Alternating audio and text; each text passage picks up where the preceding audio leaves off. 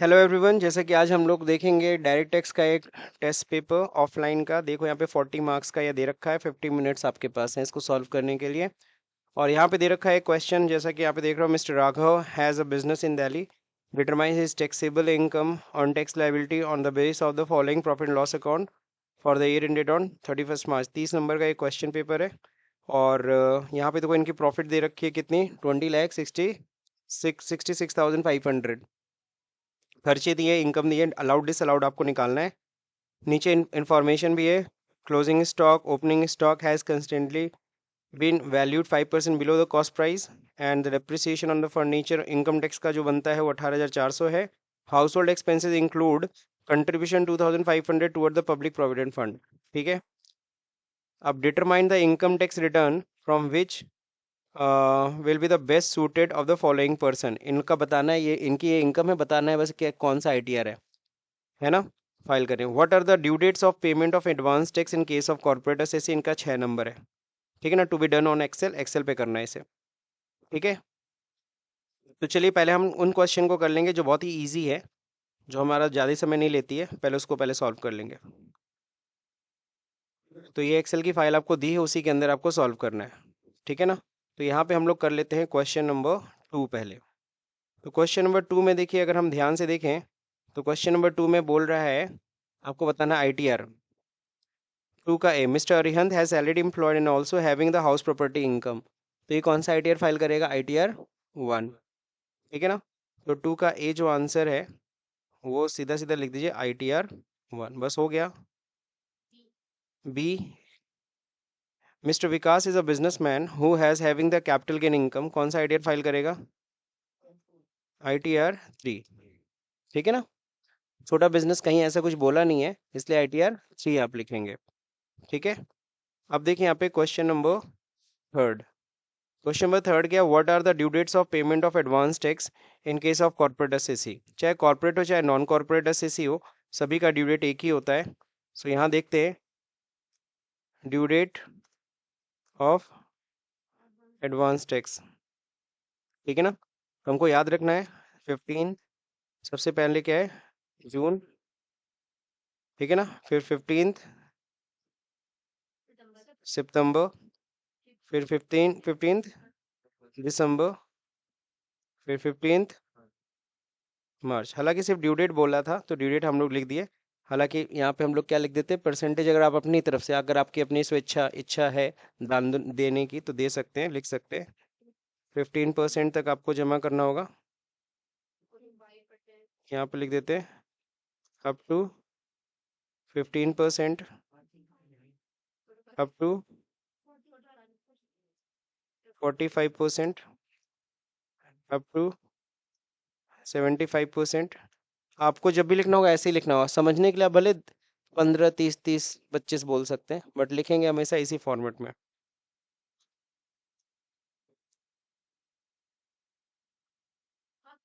ये कंप्लीट हो गया सर, ये दो क्वेश्चन कंप्लीट हो गए 10 नंबर के। फाइनली अब हम क्या करेंगे, हाँ कंट्रोल एस जरूर दबाते रहे कीजिए। अब क्या करना है, ये क्वेश्चन सॉल्व करना है। ठीक है ना। अब इसके लिए कंपुटेशन खींचना होगा। तो हम लोग करेंगे क्वेश्चन नंबर 1।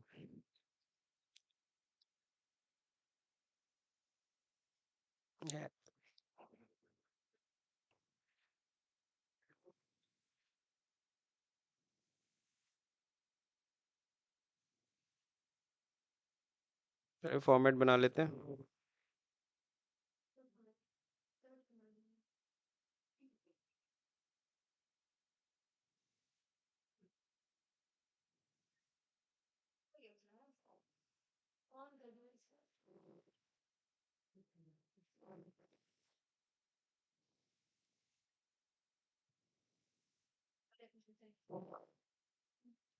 सबसे पहले लिखेंगे फॉर्मेट के अंदर net profit as per profit and loss account.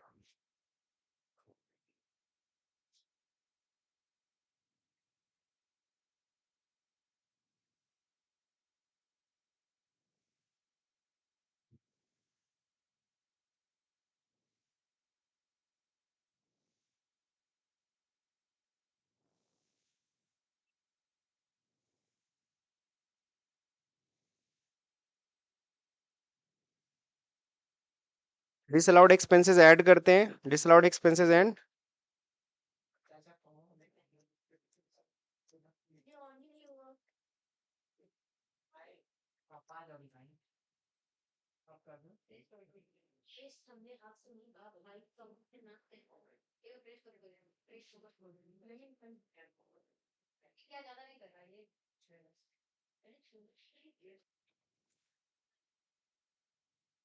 Disallowed income less करते हैं ना प्रॉफिट में से।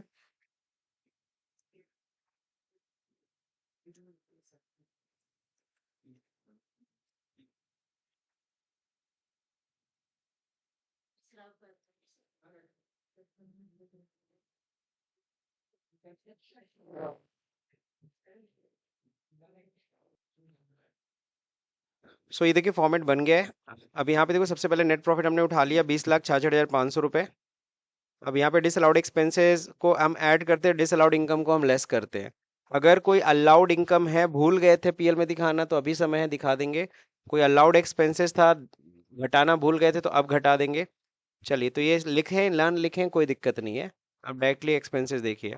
अब इस एक्सपेंसेस में आप डिसअलाउड एक्सपेंसेस ढूंढिए। ओपनिंग स्टॉक ठीक है, परचेज ठीक है, सैलरी एंड वेजेस भी ठीक लग रहा है, rent rates commission, house hold expenses, house hold expense पूरी तरह से डिसअलाउड होता है। तो हाउस होल्ड एक्सपेंसेस जो है ना, हम यहाँ पे सीधे सीधे डिसअलाउड की तरह कर रहे हैं ट्रीट, और इसको सीधे ऐड कर रहे हैं 10,000 rupees. Clear.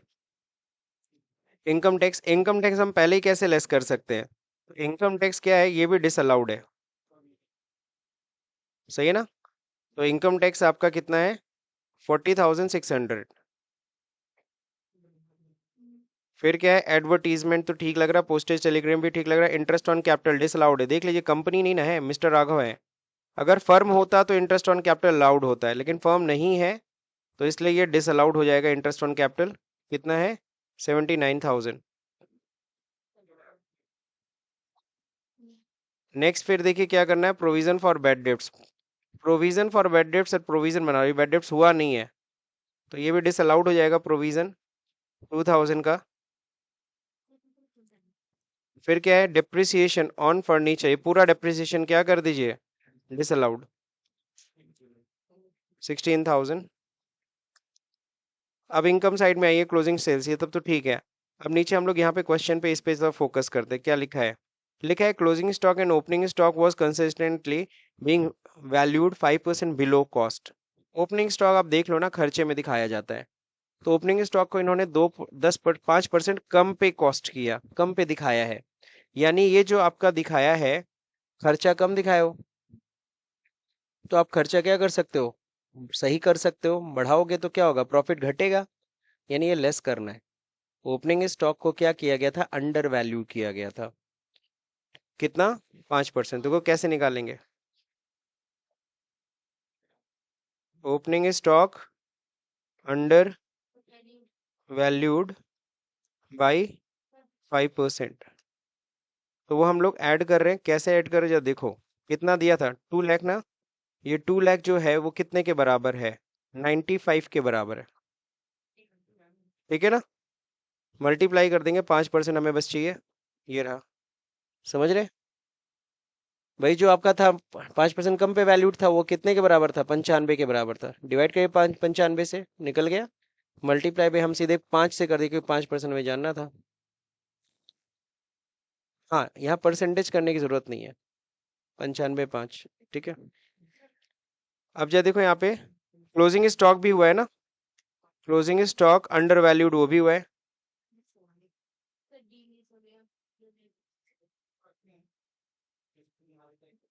Under valued by 5%। अब जब देखो क्लोजिंग स्टॉक इनकम में दिखता है ना, इनकम कम दिखा हो तो प्रॉफिट घट गई, प्रॉफिट घट गई ना, तो प्रॉफिट को बढ़ाओ, बढ़ाएंगे कैसे, ऐड करके। तो 3,20,000 रुपए है, तो अब बताओ ये कैसे निकलेगा।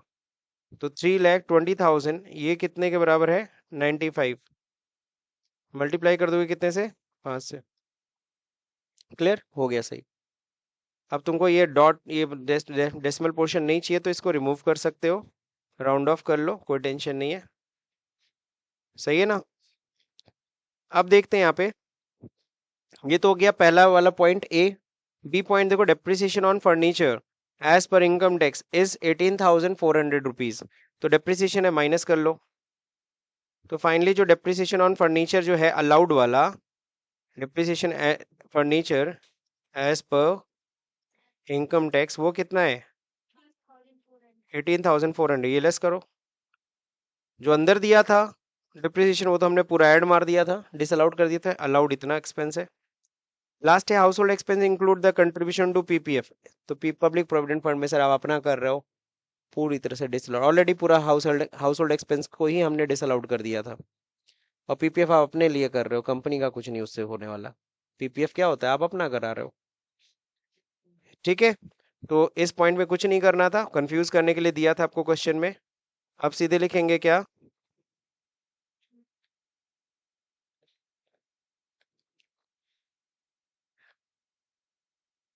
Taxable income from business. Business तो बिजनेस की आपकी टैक्सेबल इनकम कितनी आई? पहले तो ये सारे के सारे जो ऐड वाले एरिया है सबको पहले सम कर लिया, इसमें से माइनस कर देंगे जो लेस वाला एरिया है, इन दोनों को, इन दोनों का सम लेस हो जाएगा। सही है? हाँ भाई, नेट प्रॉफिट में ऐड होगा और फिर ये जो नीचे वाली जो दो वैल्यू वो लेस होनी है। ये आपकी आ गई finally taxable income from PGBP. Top single bottom double border ले लीजिए, अच्छा लगेगा। ठीक है ना, और सुंदर करना है लास्ट में, अगर आपके पास समय है तो ये सब काम आप कर सकते हो, सुंदरीकरण।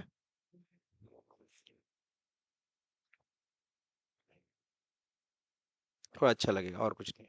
ठीक, तो ये था आपका कंप्लीट क्वेश्चन, मेरे ख्याल से इतना कॉम्प्लिकेटेड नहीं है ये। ठीक है, सो ये तो था आपका पहला क्वेश्चन, मेरे ख्याल से ये समझ में आ गया सब लोग को।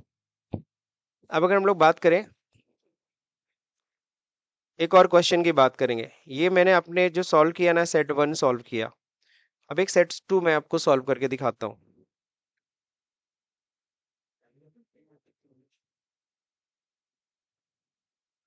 अब सेट 2 का देखिएगा जरा क्या है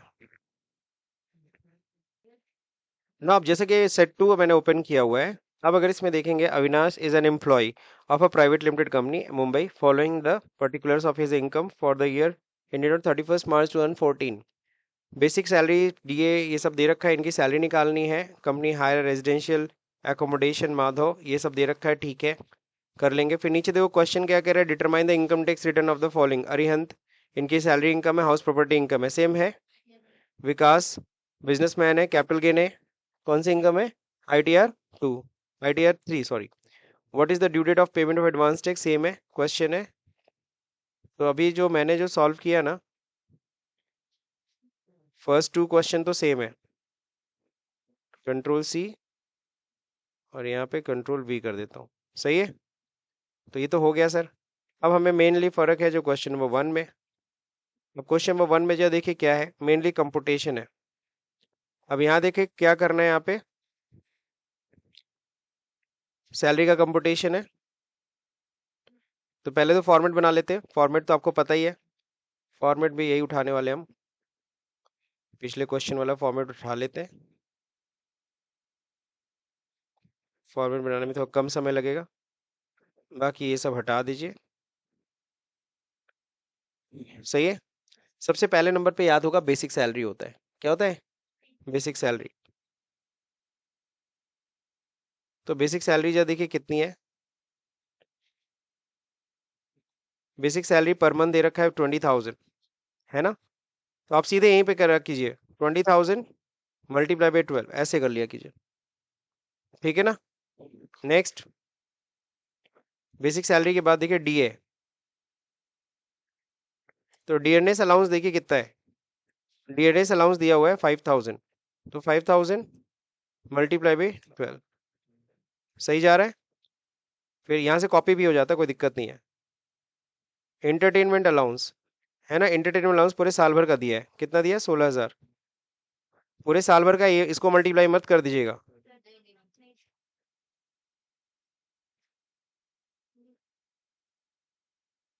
16,000 हो गया।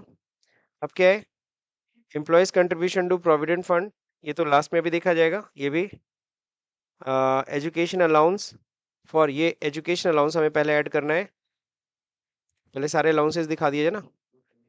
अब देखिए कितना मिल रहा है, फॉर 2 चिल्ड्रंस 6,600 मिल रहा है इनको, इसमें से 2400 ये पूरे साल भर का दिया है, तो इसमें 2400 लेस करेंगे, इसमें यहाँ पे दिखा देना रिसीव कितना हुआ था 6,600, यहाँ पे फिर लेस हो जाएगा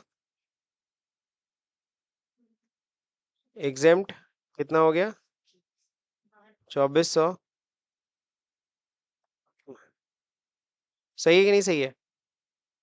अब इसी तरह से अगला फिर देखेंगे, gas electricity water bill paid by the company, है ना, तो इतने पेड बाय द कंपनी जो दे रहा है, ये परक्यूजिट एक तरीके से हो गया, कितना दिया भाई रिम्बर्स किया, चाहे पूरा ऐड कर दो, कंपनी ने पूरा ऐड की पूरा दिया ना, ये कंपनी ने पेमेंट कर दिया आपके इलेक्ट्रिसिटी बिल का। Monthly wages of sweeper paid by the company, है ना, ये भी आपके लिए परक्यूजिटी है, इसको बोलते हैं ना fringe benefit tax, fringe benefit tax नहीं, फ्रिंज बेनिफिट सिर्फ,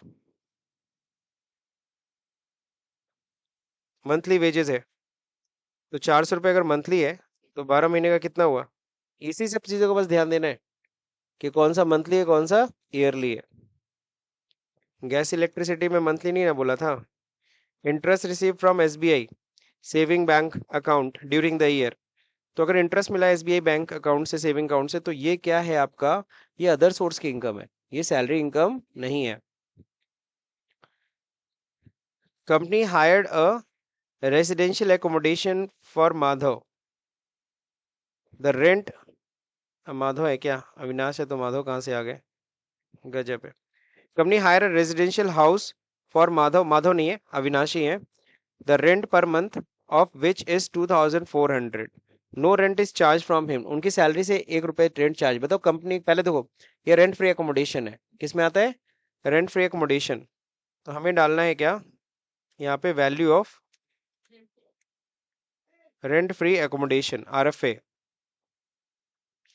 अब रेंट फ्री एकोमोडेशन का क्या नियम था, पहले तो देखो गवर्नमेंट है कि नॉन गवर्नमेंट एम्प्लॉय, तो आपको क्या मिला, प्राइवेट लिमिटेड कंपनी में काम कर रहा है मुंबई में, तो ये है नॉन गवर्नमेंट एम्प्लॉय। जब नॉन गवर्नमेंट एम्प्लॉय होगा तो आपको ये देखना होगा कि कंपनी खुद रेंट देती है, कंपनी किराए पे लेके मकान दी हुई है कि कंपनी का खुद का मकान है, तो कंपनी देखो यहाँ पे साफ साफ देगा the rent per month which is 2,400, company ने देखो हायर किया है, साफ साफ बोल रहा है कंपनी ने क्या किया है, हायर किया रेजिडेंशियल हाउस, किराए पे लिया है, यानी कंपनी किराए पे लेके दी हुई है। और जो कंपनी किराए पे लेके दी हुई है, तो पॉपुलेशन ऑपुलेशन मत देखना, सीधे देखना जो दोनों में से कम हो, 15% ऑफ सैलरी, 15% ऑफ सैलरी या actual rent paid by the company, which ever is lower, वही आपके मकान की वैल्यू होगी। तो यहाँ पे देखना है हमें 15% ऑफ सैलरी, है ना,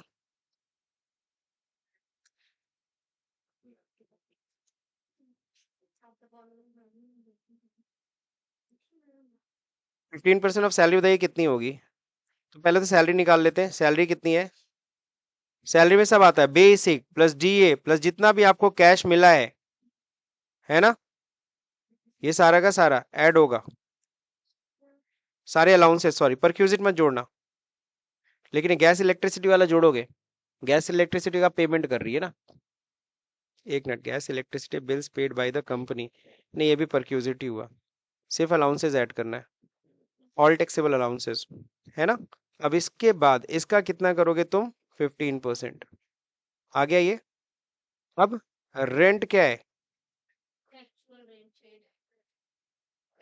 जो रेंट कंपनी दे रही है वो दे रही है 2,400 रुपये, अब बताओ जो दोनों में से कम हो, यहाँ पे भी मिन का फंक्शन लगा दीजिए, सही है ना, ये आपका value of rent free accommodation आ गया, मेरे ख्याल से क्लियर सबको। अगला क्या है,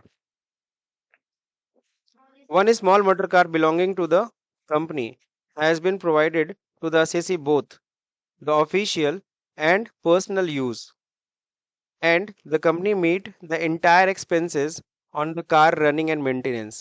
ये देखो एक स्मॉल मोटर कार दिया गया है जो कि कंपनी की है, असेसी को दी गई है ऑफिशियल और पर्सनल दोनों पर्पस के लिए, सारा का सारा खर्चा भी कंपनी उठा रही है, कंपनी की कार भी है। तो सर जी आपने एकदम फिट रेट पढ़ा था, कितना था? पहला तो छोटी कार है कि बड़ी कार है? छोटी कार है।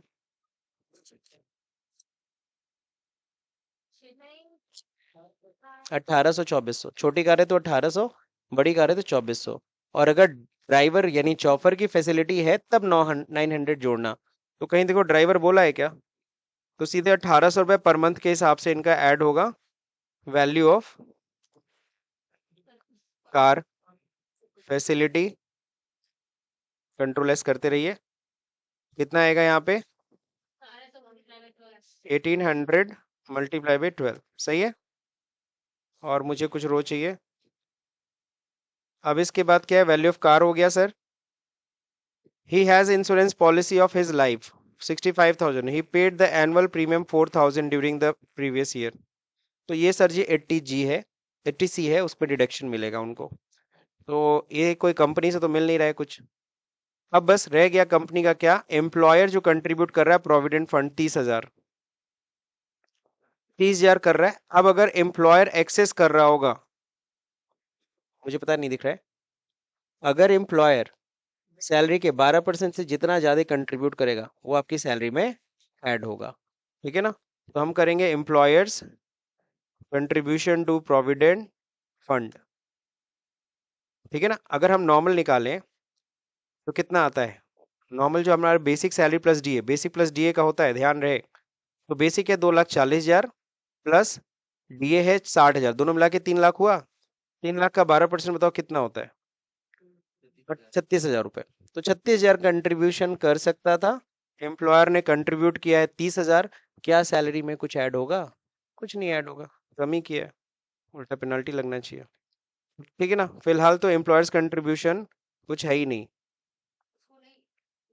तो पीएफ इन एक्सेस ऑफ 12% कुछ नहीं है। तो कुछ नहीं है तो आप कुछ भी ऐड मत करिएगा। क्लियर है सबको? अब एम्प्लॉयर्स कंट्रीब्यूशन जो कर रहा है उस पे ब्याज बन रहा है। Sorry, employees contribution to PF कितना है? 30,000 रुपये। वो तो आपका है ही है, वो तो आपको करना ही करना है, वो तो छोड़ दीजिए। तो बेसिक प्लस डीए का सर नहीं हो पाएगा सर, कुछ नहीं, कुछ भी आपकी सैलरी में ऐड नहीं होगा। पीएफ वाला कुछ पार्ट नहीं ऐड होने वाला। अब फाइनली सबको सम कर देना है, आपकी ग्रॉस सैलरी आ जाएगी।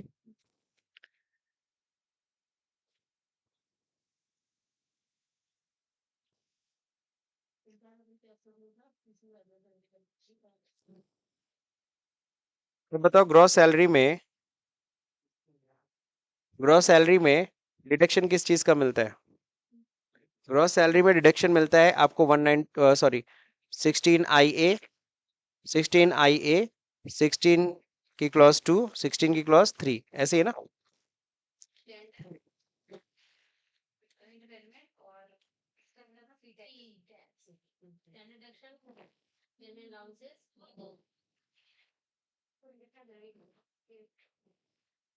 अगर मेरे को सेक्शन याद है तो मैं वो स्टैंडर्ड स्टैंडर्ड नहीं लिखने वाला, मेरे पास टाइम नहीं है।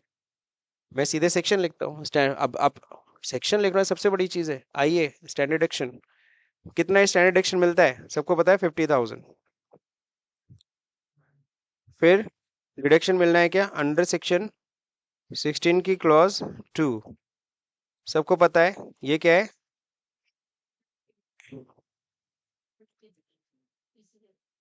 ठीक है, लिख दे रहा हूँ। ओनली फॉर गवर्नमेंट एम्प्लॉई होता है ना, तो यहाँ कोई रिडक्शन आपको मिलेगा? फिर अंडर सेक्शन कौन सा है? 16 की क्लॉज 3 पीटेक्स। अगर पीटेक्स कुछ कट आउट होता है तो ये भी कुछ नहीं है। तो फाइनली देखिए, इतनी आपकी इनकम थी, इसमें माइनस हो गया आपका क्या? रिडक्शन। ये आपकी क्या आई? Taxable salary.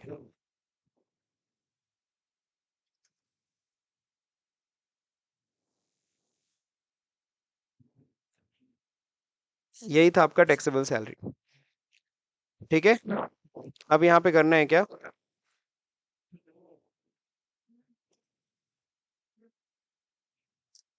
Computation of total income. अब बताइए टोटल इनकम में क्या क्या आएगा? अब यहाँ पे एक दे रखा है क्या? इंटरेस्ट भी आपको मिला है। Income from salary. Income from salary बताइए कितनी आई है?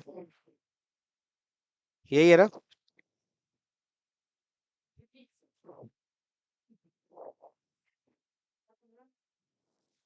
हो गया। इनकम फ्रॉम सैलरी हो गई, फिर income from other source.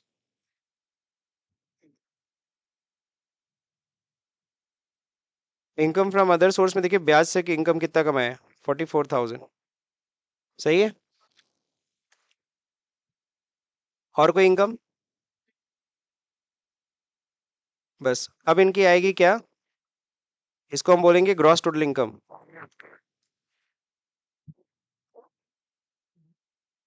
Gross total income कितनी हुई? सही है, ये होगी। अब ग्रॉस टोटल इनकम में आपको पता है लेस होगा, ठीक है ना? है ना? हाँ, क्या बोले थे, 80 सी। ये सब लिखने की जरूरत है, अभी तो हम लिखेंगे नीचे। 80 सी में बस इनको डिडक्शन मिलने वाला है। 80 सी में कितने का? 1 नेट इनको मिलेगा। इनको ने इंश्योरेंस प्रीमियम अपनी लाइफ पे 65,000 का लिया, जिसके लिए इनको प्रीमियम कितना जमा किया है, तो कितने का डिडक्शन मिलेगा? 4,000 का ना, सिर्फ प्रीमियम का 65,000 का मत डिडक्शन दे, 65,000 का इंश्योरेंस कराया है। प्रीमियम कितना दे रहा है? 4,000, 65,000, सॉरी 4,000। नाउ 80 टी एक मत भूल जाना।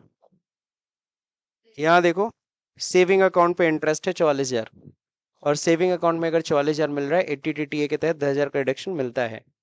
तो वो 80 टीटीए वाला मत भूलना। कितना डिडक्शन है? 10,000। कल ही तो पढ़े थे 80 TTA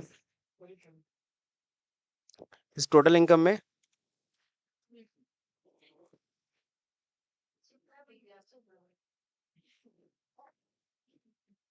this is finally total income या टैक्सेबल इनकम कह लो। हम्म।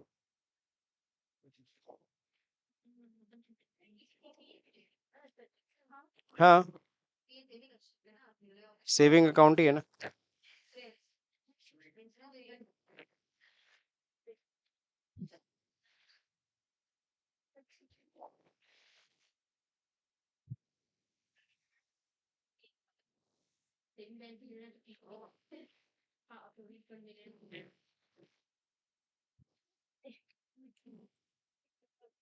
आई होप सो, ये आपको समझ में आ गया सैलरी वाला। ये दोनों क्वेश्चन है, दोनों सेट है, salary income. So thank you for watching this video.